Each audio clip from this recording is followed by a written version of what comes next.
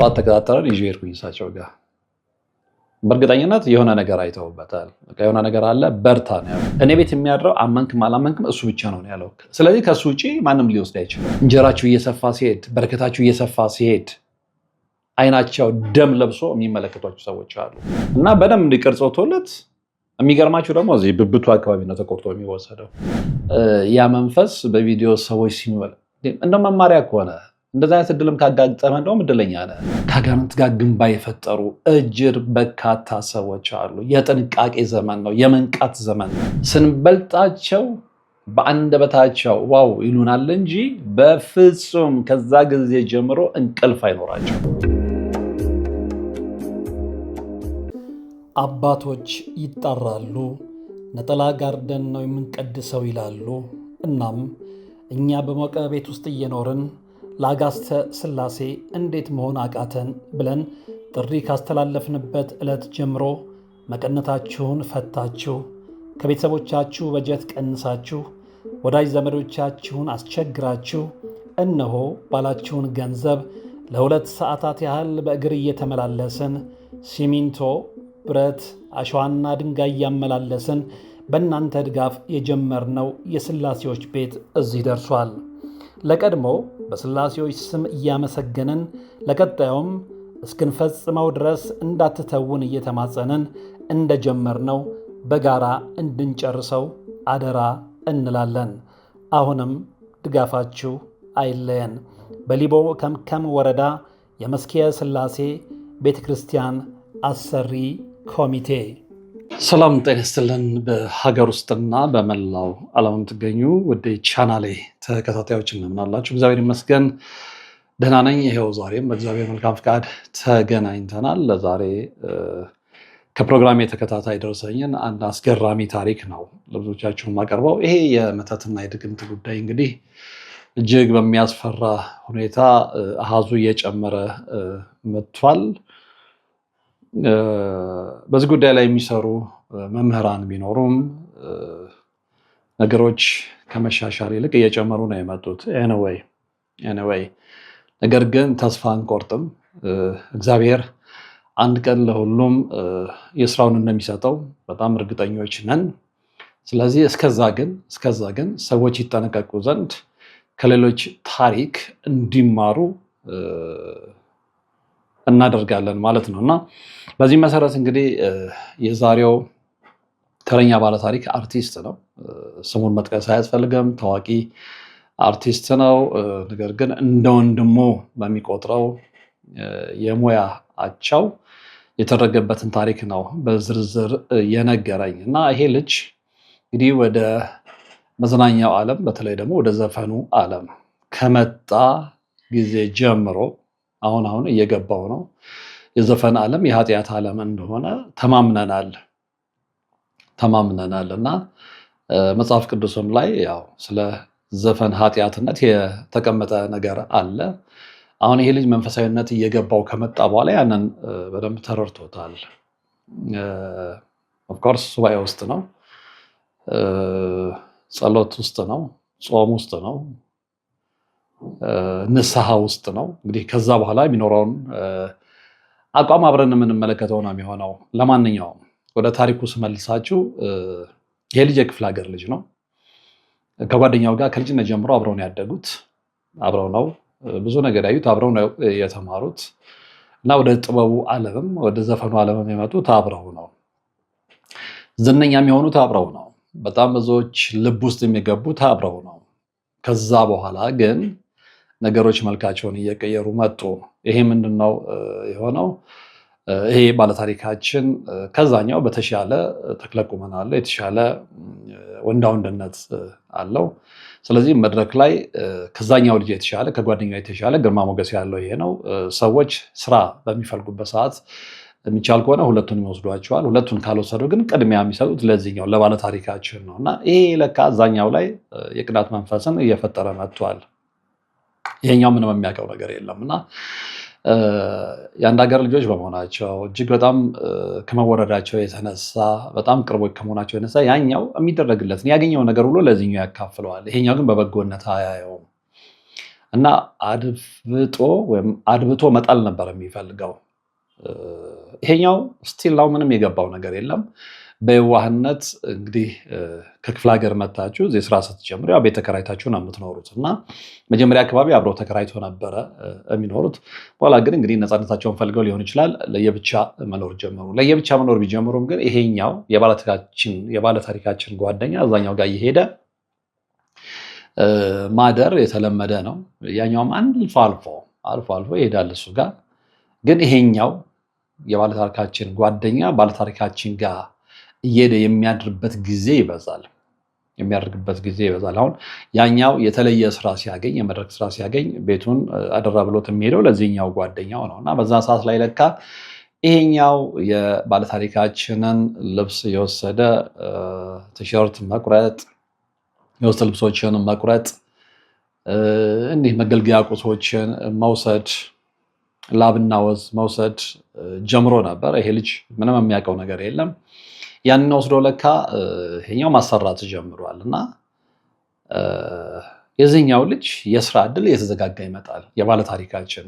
የዛኛው ግን በተገላቢጦች ደግሞ የዛኛው እየጨመረ ይመጣል ተፈላጊነቱ ማለት ነው እና በኋላ የተረዳው ጸበልም ሄዶ ሱባኤ የሚይዞ አባቶችም ጋር ሄዶ የተረዳው ምንድነው ያኛው ልጅ የዚህኛውን እድል ወደ ራሱ አዙሮታል። በተግባር የተመለከተው ጸበል ሲጠመቅ ላዩ ላይ የነበረው መንፈስ የነገረውም እሱን ነው። እንግዲህ እንደ ወንድማችሁ የምታዩት የልብ ሚስጥራችሁን የምታካፍሉት እናንተ ስታገኙ፣ እናንተ የተከፈለውን ገንዘብ እኩል ከፍላችሁ የምታጋሩት ወንድም የምትሉት ጓደኛ በዚህ ደረጃ ክፋት ሲፈጽምባችሁ ከመመልከት በላይ ልብ የሚሰብር ነገር የለም እና የዚህ ልጅ ሁሉ ነገር እየተበላሸ ይመጣል። ስራው እየቀዘቀዘ መጣ። ተፈላጊነቱ ያኔ በጣም ስማርት ኮከብ ነበር። በጣም ብዙዎች የሚፈልጉት፣ በጣም ብዙዎች ስራ ሊያሰሩት የሚፈልጉት እሱ አለበት የተባለ መድረክ ላይ በጣም ኦዲየንስ የሚበዛበት። አሁን ግን ጭር ነው ያለው። ሁሉ ነገር ተዘጋጋ። ሰዎች መተት ሲያደርጉባችሁ ልብሳችሁን ወስደው ወዛችሁን ወስደው በወዛችሁ ሲያሰሩ ይሄ ነው የሚገጥማችሁ። ለዚህም ነው ልብሳችሁን ዝም ብላችሁ አትዝረክረኩ የሚባለው። ላብላችሁ የነካውን ልብስ ለሰው አታውሱ የሚባለው። ላባችሁ የነካውን ጃኬት ለሰው አታውሱ የሚባለው። አጠቃላይ ላባችሁ ያለበትን መነጽር፣ ልብስ፣ ቲሸርት፣ የውስጥ ምንም ነገር ለሰዎች አትስጡ የሚባለው ያለ ምክንያት አይደለም። እንደውም እዚህ ላይ ምን ትዝ እንዳለ ልንገራችሁ። አንድ ወዳጄ ስሙን መጥቀስ አያስፈልግም። ምናልባት ይህንን ፕሮግራም ካየው ያው ስለማን እንደማወራ ይገባዋል። በጣም መጠንቀቅ ስላለባችሁ ይህንን እምላችሁ። እንደውም በዚህ አጋጣሚ ላመሰግነው እፈልጋለሁ። ነዋሪነቱ አሜሪካ ነው። ሲመጣ አሁን ወደ እናንተ ይሄ መርሃ ግብር በጥራት እንዲደርስ አስበው ሊያውም እኔ ሳልነግረው ማለት ነው ያስፈልግሃል ያለችው ክፍተት እሷ ነች ብሎ ይህንን አሁን እየቀረጽኩበት ያለውን ዲጄ ማይክ ይዞልኝ የመጣው እሱ ወዳጄ ነው እና እሱ የነገረኝ ታሪክ ልንገራችሁ፣ እግረ መንገድ አብሮ ስለሚሄድ ማለት ነው። እና ልጁ ይመጣል። በጣም ምስኪን ልጅ ነው፣ በጣም ደግ ነው፣ በጣም መንፈሳዊ ልጅ ነው። ይመጣና ከሚኖርበት ሀገር እንዴት የተቸገሩ ሰዎችን መርዳት ይፈልጋል። መርዳት ብቻ አይደለም፣ አቅም የሌላቸውን ሰዎች አንድም ሁለትም በራሱ ወጪ ሰማዕቱ በርሜል ቅዱስ ጊዮርጊስ ሄደው እንዲጠመቁ መንገዶችን ያመቻቻል። ይሄ ለታይታ ሳይሆን ልጁ በቃ በትክክል ፈሪሃ እግዚአብሔር ውስጥ ያለበት ልጅ ስለሆነ ነው። እና አንዴ ምን አጋጠመኝ አለኝ። አንድ ቤተክርስቲያን ልሳለም ሲሄድ በር ላይ የተቀመጡ ትልቅ አባት ልብ ብላችሁ እንድትሰሙ ይፈልጋለሁ። ትልቅ አባት ናቸው። ቁጭ ብለዋል እና ያዝንላቸውና ሄዶ ያናግራቸዋል። ሲያናግራቸው በቃ ተለሳልሰው ረዳት እንደሌላቸው ጧሪ ቀባሪ እንደሌላቸው ይነግሩታል። ችግር የለውም እኔ በቃ እስካለው ድረስ የምችለው ነገር እረዳውታለሁ። የምኖርበትም ሀገር ከሄድኩኝ በኋላ እዚህ የሚቀበል ሰው ካለ በዛ በኩል እልክልዎታለሁ፣ የምችለው ነገር አድርግልዎታለሁ ይልና ተስፋ ይሰጣቸዋል። እሺ ይሉታል። እኛ አባት እንግዲህ እሱ እንደነገረኝ ቄስ ናቸው እና ሁሌ የሚያገኛቸው ግን የቤተክርስቲያኑ በር ላይ ነው። እኔ ውስጥ ገብተው ለምን እንደማይቀድሱ ለምን እንደማያገለግሉ ምንም በዛ ጉዳይ ላይ የነገረኝ ነገር ስለሌለ እንደዚህ ነው ልላችሁ አልፈልግም። ከዛ አንድ ቀን ይሄድና አባቴ ይላቸዋል። አቤት አንድ ነገር አስቤያለሁ። ፍቃደኛ የሚሆኑ ከሆነ በረከትም ስለሆነ ምንድን ነው በቃ ለምን እኔም ሙሉ ወጪዎች ልቻለውትና ሰማዕቱ ቅዱስ ጊዮርጊስ በርሜል ሲባል ሰምታ እንደ በደንብ አውቀዋለሁ ይሉታል። ሄጄ አላውቅም ግን ሲባል እሰማለሁ። በቃ እኔ ልላቀውት የበረከት ቦታ ስለሆነ እዛ ሄደው ተጠምቀው ይምጡ ደስ ይለኛል ይሉታል። ከዛ በኋላ ያው ግዴታ ስትሄዱ እንግዲህ ምናልባት ሄዳችሁ ታስታውሳላችሁ። ዝም ብላችሁ አትሄዱም። መታወቂያ የግድ ያስፈልጋል። አንደኛ የአውሮፕላን ትኬት ለመቁረጥም፣ ከዛ በኋላ ደግሞ መንገድ ላይ ያለውን ፍተሻ ታውቁታላችሁ። እና እሱን ሲነግራቸው አይ ያስጠጉኝ ሰዎች ጋር ነው መታወቂያ ያለው፣ ስለዚህ በቃ እቀበላቸውና ትቆርጥልኛለህ ይሉታል። ይመላለሳል። ባለጉዳይ እሳቸው ናቸው። እንግዲህ ባለጉዳይ እንደውም እሳቸው ነበሩ። ምን ልጄ ምን አደረግልኝ እኔ ለሜሪኮ ጓጉቻለሁ ማለት የነበረባቸው እሳቸው ናቸው። በተገላቢጦች ግን እሱ የሄደ እንትን ሲላቸው ችላ ማለት ሁሉ ጀመሩ እና ምክንያት መፍጠር አይ አስጠጉኝ ጋር ነው መታወቂያዬ፣ ሲሄድ ቤቱ ቁልፍ ነው እንዲህ አላስጨንቃቸውም ይልና ይተዋል። ከዛ በኋላ በስንተኛው ቀን ሲያገኛቸው አይ በቃ እሱን ነገር ተዉት አይደለ ሲላቸው አይ ምን እተዋለሁ ብለህ ነው ይሉና አሁንም የማያሳምን ምክንያት ይሰጡታል። ከዛ ምንድን ነው ያላቸው አንድም ልጅ እንዲህ ሊረዳው የሚፈልገው ልጅ አለ። ወደ አዳማ ነው ያለኝ፣ አዳማ አካባቢ ማለት ነው። እና እንደውም አንድ ልጅ አለ፣ አንድ ጓደኛ ከሱ ጋር እንዲሄዱ ነው የምፈልገው እና አሁንም ሀሳቦትን የማይቀይሩ ከሆነ ደስ ይለኛል።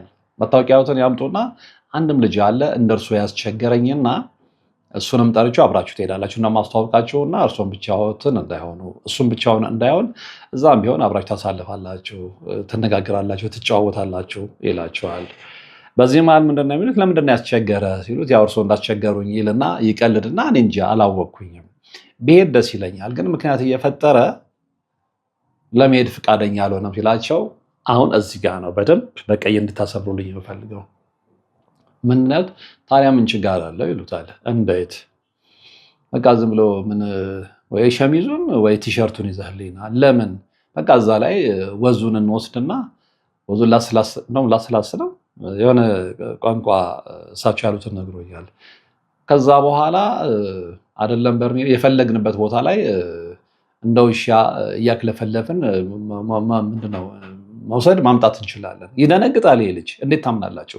የቤተክርስቲያን ሰው ነው ብሎ ባመናቸው ትልቅ አባት ልብሱን አምጣልኝና ከዛ ላይ ወዙን ወስደን እንደፈለግን ውሻ እናክለፈልፈዋለን። ወዲያው ነው የገባው። ስለዚህ መተት እንሰራበታለን ነው። እንዲህ አባ ምን ማለት ሆት ነው? ምን እየነገሩ ይመስላቸው? ምን እኮ የተለመደ ነው። እንግዲህ አሁን እሳቸው ቀለል አድርገው ነው የነገሩት።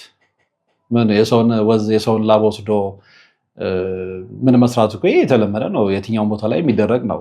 አዎ ለእንደዚህ አይነት የሰይጣን ተላላኪዎች ቀላል ነው። የሰውን ሕይወት ማበላሸት፣ የሰውን ጎጆ ማፍረስ፣ ሰውን ቀፎውን ማስቀረት፣ ሰውን በድኑን እንዲሆን ማድረግ ለእንደዚህ አይነት የክፋት ልጆች ቀላል ነው። ከዛ አበድኩ ነው ያለኝ። ተናደደ። የሚናገረውን ይናገራቸውና ከዛ በኋላ ከዚህ ሰው ራቀ። አሁን እዚህ ጋር ልነግራችሁ የፈለኩት እንዲህ አይነት ሰዎች በስተዋል። ያውም ቤተክርስቲያን በር ላይ እየተቀመጡ ጠጋ ብላችሁ ስጠይቁ ነው ብዙ ቦታ ላይ አንድ ቦታ ላይ ሄጄ ምንድን ያለኝ በር ላይ ቁጭ ብለው ይጠሩና ምን ፈልገህ ነው?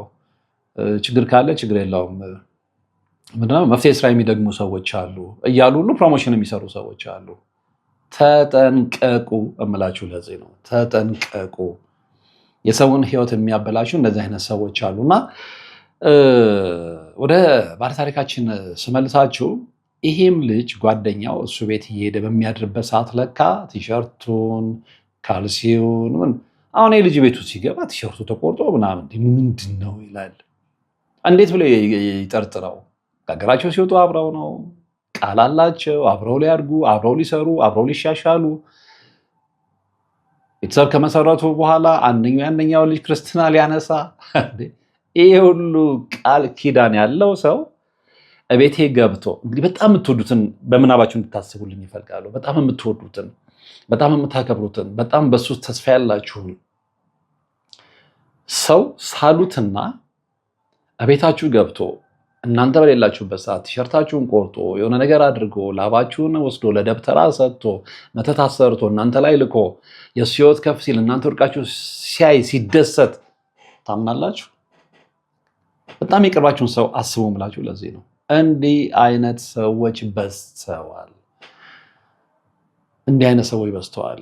የእኛን መሻሻል የማይፈልጉ፣ የእኛን እድገት የማይፈልጉ፣ ስራችንን የሚያበላሹ፣ ጎጆቻችንን የሚያፈርሱ፣ ከልጆቻችን የሚለያዩ፣ ከሚስቶቻችን የሚለያዩ፣ ከባሎቻችን የሚለያዩ፣ ከእናት ከአባቶቻችን የሚለያዩ፣ ከወንድም ከእህቶቻችን የሚለያዩ በዚህ ምድር ላይ ብቻ ሳይሆን በፈጠረን በጌታችን ላይ ተስፋ እንድንቆርጥ ተግተው የሚሰሩ ከአጋንንት ጋር ግንባ የፈጠሩ እጅግ በርካታ ሰዎች አሉ። የጥንቃቄ ዘመን ነው፣ የመንቃት ዘመን ነው። አሁን አባታችን መላከ መንክራት ግርማ ወንድሙ ያለ ምክንያት አይደለም ንቁ የሚል የቪዲዮ ምንድነው የዩቲዩብ ቻናል የከፈቱት። እርሱን አይታችሁታል። ንቁ ነው የሚለው። አሁን ንቁ፣ አሁን የመንቃት ጊዜ ነው። አሁን የማንነቃ ከሆነ ብዙዎቻችን ያለ ጊዜያችን ነው እድሜያችን የሚያጥረው፣ ያለ ጊዜያችን እንደዚህኛው እንደ ባለታሪካችን ማለት ነው። እና ከዛ በኋላ ግራ ይገባዋል። በቃ ስራው እየተበላሸ ሲሄድ፣ በዛ ይልቅ ያኛው እያደገ ሲሄድ፣ እንደገና ደግሞ ፊቱ አሁን ይሄኛው ልጅ ስራ እየራቀው ሲሄድ፣ ግርማ ሞገሱ ሲነጠቅ፣ ያኛው ወስዶ ወደ ራሱ አዙሮታል።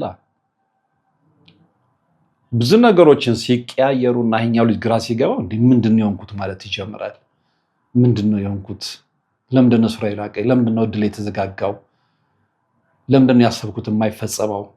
የሚገርማችሁ ከኔ ጋር እንደውም ተገናኝተን በግንባርም በነገራችን ላይ ተገናኝተናል እና ባወራንበት ጊዜ 3 ነው 4 የውጭ ሀገር እድሎችን አግኝቶ ሁሉም ጫፍ እየደረሱ ተበላሽተውበታል። ለሌላ ተላልፈው ተሰጥተዋል። ለሌላ ተላልፈው ተሰጥተዋል። እንዲህ ነው የሚሆንባችሁ። ሰው ድግምትና መተት ሲያደርግባችሁ እናንተ ያሰባችሁትና የጀመራችሁት ሄዶ ሄዶ ጫፍ ሲደርስ ይበላሻል። ተሳካ ስትሉት የለም፣ ጨበጥኩት ስትሉ ከእጃችሁ ሾልኮ ያመልጣችኋል። ይሄ ሌላ በምንም አይደለም፣ በመተትና በድግምት ያም ደግሞ ቅርባችን የምንላቸው ሰዎች በሚሰሩብን ድግምት። ይህ ልጅ ግራ ይገባዋል። ያኔ ነው አንተዋወቅም። እኔ ያው አርቲስት ስለሆነ ማንኛውም ሰው ከርቀት እንደሚያውቀው ነው የማውቀው። እሱ ለካ የኔን መርሃ ግብር ይከታተላል የምሰራውን እና አንድ ቀን ወደ ቤት እየገባሁ ያለ መንገድ ላይ ተገናኘን። እንደውም ስፈልግህ እንዲህ አይነት ነገር ምንድን ነው? በነገራችን ላይ እንደዚህ አይነት 3 ታሪኮች ያጋጥመውኛል። 3 እንደዚህ በተለያየ የሙያ ዘርፍ ላይ ያሉ ኢንተርቴንመንት ላይ ሆነ ያው መዝናኛው ዓለም ላይ ሆነ ግን ዘፋኝ፣ ቲያትር የሚሰራ ፊልም የሚሰራ እንዲህ አግኝተኝ መንገድ ላይ ተነጋግረን የሚገርም ስቶሪ የነገሩ ልጆች አሉ እና ይሄኛው አንደኛው ነው ልላችሁ ፈልጌ። ይሄ የመጀመሪያ አይደለም። እንዲህ አይነት በርካታ ታሪኮች ስለሚደርሱ ማለት ነው። እና እንዲህ በጣም ፈልገህ ነበረ ምናምን አጋጣሚ እሺ ቤት ገብቼ ልውጣ ነው ያልኩት። እሺ ቤት ገባሁኝና ወጣሁኝ። ቤት ግዴታ መግባት ስለነበረብኝ ከዛ አንድ አካባቢ ስለነበርና አጋጣሚ ቁጭ ብለን ማውራት ጀመርን። ምንድን ነው የሆነን ነገር ሲነግረኝ ይሄ ግልጽ ነው አልኩት። ይሄ ተደርጎብሃል ነገርከኝ እኮ ልብስ የሚቆረጥ ከሆነ ልብስ እንትን የሚል ከሆነ እሱ ለካ በኋላ እየተጠራጠረ መጥቷል። እሱ ቤት የሚያድረው ብቸኛው ጓደኛ ያ ልጅ ነው፣ ሌላ ሰው አያድርም ነው ያለኝ። በቃ እኔ ቤት ነው የተከራየሁት ቤት፣ እኔ ቤት የሚያድረው አመንክም አላመንክም እሱ ብቻ ነው ያለው። ስለዚህ ከሱ ውጪ ማንም ሊወስድ አይችልም። ቁልፍ አመኝ የምሰጠው ለሱ ነው ያለው። ከዛ አንተ የምትሰራቸውን የነ መምህር ተስፋዬን፣ የነ መምህር ግርማ ወንድሙን፣ የነ ቀሲስ ሄኖክ ተፈራን፣ የነ ቀሲስ ሄኖክ ወልደ ማርያምን ትምህርት ስከታተል እንዴ ይሄ ነገር በእኔ ህይወት ላይ ሀፕን አድርገው ይሆን ብዬ ጠየቁኝ። አትጠራጠር ነው ያልኩት። አትጠራጠር፣ ምልክት ነግሮኛል። ወዙ ተወስዷል፣ ልብሱ ተወስዷል፣ የውስጥ ልብሱ ተወስዷል፣ ቲሸርቱ ተቆርጦ ተወስዷል። ከዚህ በላይ ምን ምስክር አለ? ምን ማስረጃ ያስፈልጋል? ማንም ጤነኛ የሆነ ሰው ቤት አይጥ አለ ወይ ብየዋለሁ። ያው አይጥም የምን ምልክት እንደሆነ ከዛ በፊት መርሃ ግብር ስንሰራ ብዙ ተነጋግረናል። ኧረ አይጥ የሚባል ነገር የለም ነው ያለኝ እና በደንብ እንዲቀርጾ ተወለት። የሚገርማችሁ ደግሞ እዚህ ብብቱ አካባቢ ነው ተቆርጦ የሚወሰደው። ያው በብዛት ላብ ይኖራል ተብሎ የሚገመተውና የሚታሰበው እዛ አካባቢ ስለሆነ ማለት ነው። እና ሴጣን በዚህ ደረጃ ነው የሚሰራው። ከዛ አትጠራጠር ነው ያልኩት። አትጠራጠር፣ ይሄ ነገር ድግምት ነው፣ ግን የበለጠ ማረጋገጥ የምትፈልግ ከሆነ እንዲህ እናደርጋለን ነው ያልኩት። ደስ ይለኛል አለ። እና የዛን ጊዜ ይሞክር ነበር ለመጸለይ ምናምን። አሁን ግን በዚህ ሙከራ አይደለም። በነገራችን ላይ ሁሌ እምላለሁ እንዴት ነው ትጸለይ ያሉት ላይ እሞክራለሁ አትበሉ። እሞክራለሁ ይሄ የሙከራ ይሄ ቤተ ሳይንስ ወይ ቤተ ሙከራ አይደለም። እምነት ቤተ ሙከራ አይደለም። እምነት አምነንበት ሳንጠራጠር በእግዚአብሔር ላይ ፍጹም የሆነ እምነት አሳድረን እንድናለን ብለን የምንመጣበት ነው እንጂ ያኛው ካልተሳካልኝ እስኪ እዚህ ጋር እሞክራለሁ ነው። እየተጠራጠርክማ አትድንም። በፍጹም ልባቸው ሳይጠራጠሩ የሚያምኑ እንደሚድኑ አስቀድሞ ነግሮናልና ጌታ። ስለዚህ እንደዚህ አይነት ቦታ ላይ አሁን አንዳንዶቹ ጸበል ትሄዳላችሁ ስላቸው እንሞክራለን የሚሉኝ አሉ። እስኪ ጸበል ሄጄ እሞክራለሁ። ጸበል አይሞከርም። እድናለሁ ብዬ 100% አምኜ ሄጄ የምድንበት ነው። ስለዚህ ይሄንን ስተት አረሙ ሰዎች። እዚህ ቦታ ሄጄ እስኪ እሞክራለሁ። አሁን ብዙዎች ይደውሉልኛል እንዲህ። ስለዚህ እንደዚህ አድርጉ ስላቸው እስኪ እሞክራለሁ አትበሉኝ ነው የምላቸው። እሞክራለሁ አይባልም። እሞክራለሁ ጸበል አይሞከርም። በፍጹም እምነት ይዳንበታል እንጂ የሆነ ቦታ ላይ ሄዶ ስዋይ አይሞከርም። በፍጹም እምነት ይዳንበታል እንጂ። ስለዚህ እሞክራለሁ የሚለው ንግግር ስህተት ነው። ይህንን አምነን መቀበል መቻል ይኖርብናል እና ከዛ በኋላ ያለውን ነገር ተነጋገርን። በግሌ የማውቀውን ነገር አጋራሁት፣ ተስማማን። ግን እሱ ብቻ በቂ አልነበረም። ምንድን ነው ያልኩት? አጋጣሚ የሆነው ደግሞ ጥሩነቱ በዛን ወቅት አባታችን መልአከ መንክራት ግርማ ወንድሙ ፋኑኤል አገልግሎት ይሰጡ ነበረ። ከዛ ምንድን ነው ያልኩት? ግዴታ እሳቸው ጋር ይዤ እሄዳለሁ ነው ያልኩት። ግዴታ። ምክንያቱም ዘፈንን ባልደግፍም ይሄ ልጅ የነበረበትን ደረጃ አቅ ስለነበረ የሰው ልጅ በዛ ደረጃ ሲወድቅ መመልከት ጥሩ አይደለም እና የነበረበትንም የድብርት ስሜት ስላጋራኝ በቃ ቢያንስ ነው የምችለውን ነገር ባደርግለት በሚል ነውና በጣም ተጨንቆ ስለነበረ በጣም ግራ ገብቶት ስለነበረ ስለዚህ ላደርግልህ የምችለው ልተባበርህ የምችለው እንዲህ ነው፣ ደስ ይለኛል ነው ያለው። ቀጠሮ ያዘን። አጋጣሚ ሆኖ ምንድነው የተፈጠረው? በማል ፈራ። ምክንያቱም ታዋቂ ነው ብያችኋለሁ። ግን እግዚአብሔር ዘንድ ታዋቂ መሆን ካልሆንክ፣ ባለስልጣን ሆን ካልሆንክ፣ ዝነኛ ነህ አይደለም፣ ለእግዚአብሔር ምኑም አይደለም። ምኑም በቃ እና በእግዚአብሔር ዘንድ ሁሉም እኩል ስለሆነ ማለት ነው። ካሜራውን ፈራው።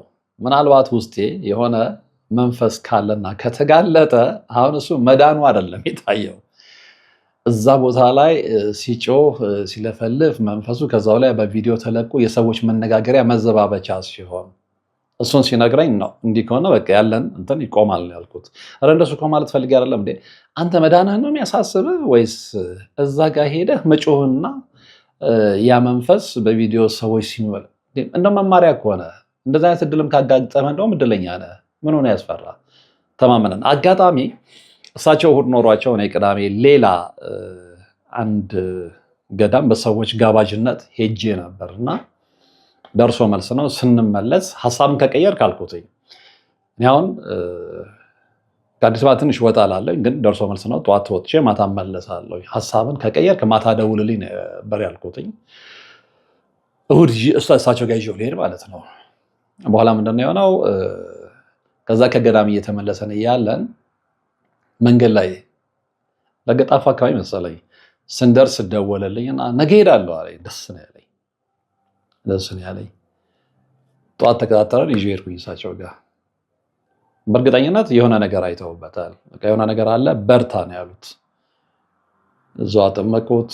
የዛ ዕለት ያው የተናገረ የለፈለፈ ነገር የለም። ያው በአንድ ቀን ተጠምቃችሁ በአንድ ቀን የሚስጥር መተትም ሊሆን ይችላል። ብዙ ታግላችሁ እንደገና ደግሞ እናንተ ማብሰላችሁት በሳቸው ቋንቋ ልጠቀምና እናንተ አብስላችሁት ሰግዳችሁ ቀጥቅጣችሁ ጾማችሁ ጸልያችሁ በጣም መንፈሱን ካዳከማችሁት በኋላ እሳቸው ጋር ስትመጡ ነው ሞር የመጋለጥ ፕሮባቢሊቲ ያለው ማለት ነውና አሁን ግን ጥሩ መስመር ላይ ነው። ገባው ስላችሁ ምንድነው?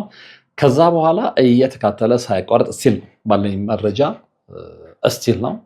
ይጸልያል፣ ይጾማል፣ ይሰግዳል፣ ይጸበላል በየቀኑ ሳያቋረጥ። በጣም ትልቅ ለውጥ እያየ ነው።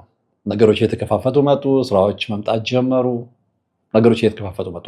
አሁን እዚህ ጋር ይሄንን ነው የምነግራችሁ። ለምንድን ነው አሁን ብዙዎቻችሁ እንደዚህ ለፍቼ ምናምን ምንም ያው ነው እምትሉ? ከልባችሁ ከጸለያችሁ፣ ከልባችሁ የእግዚአብሔርን መንገድ ከተከተላችሁ የማይከፈት በር የለም። ግን በውስጣችሁ ቂም ይዛችሁ አትጸልዩ። በውስጣችሁ ክፋት ይዛችሁ አትጸልዩ። ሳትጠራጠሩ ጸልዩ። በውስጣችሁ ጥርጣሬ ይዛችሁ አትጸልዩ። ጥርጣሬ ይዛችሁ አትንበርከኩ።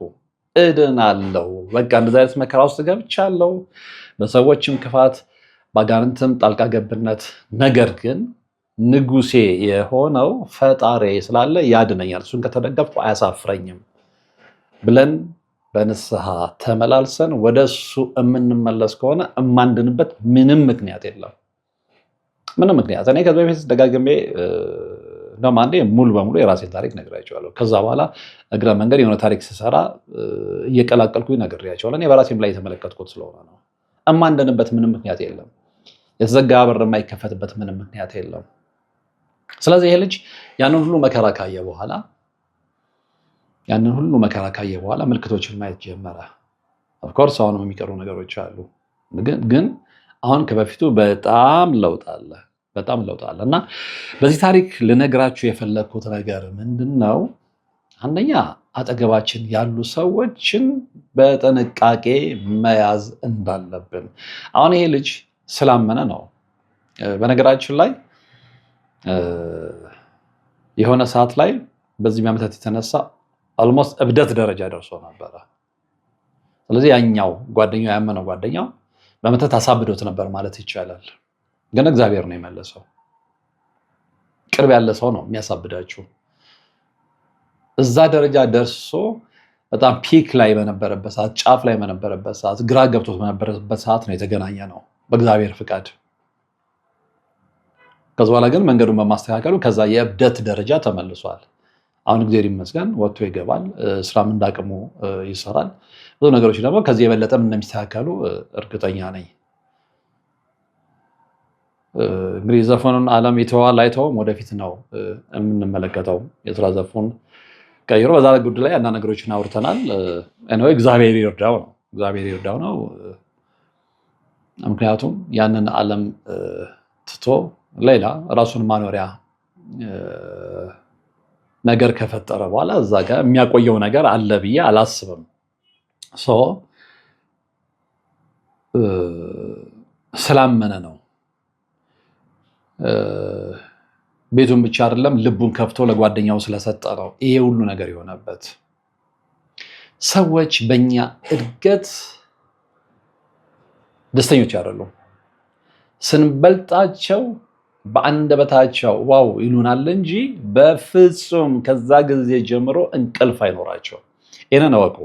ሰዎች እያደጋችሁ አውትሻይን እያደረጋችሁ ተቀባይነት እያገኛችሁ ስኬታማ እየሆናችሁ ብሄዳችሁ ቁጥር ፍሩ ስላችሁ ለምንድነው?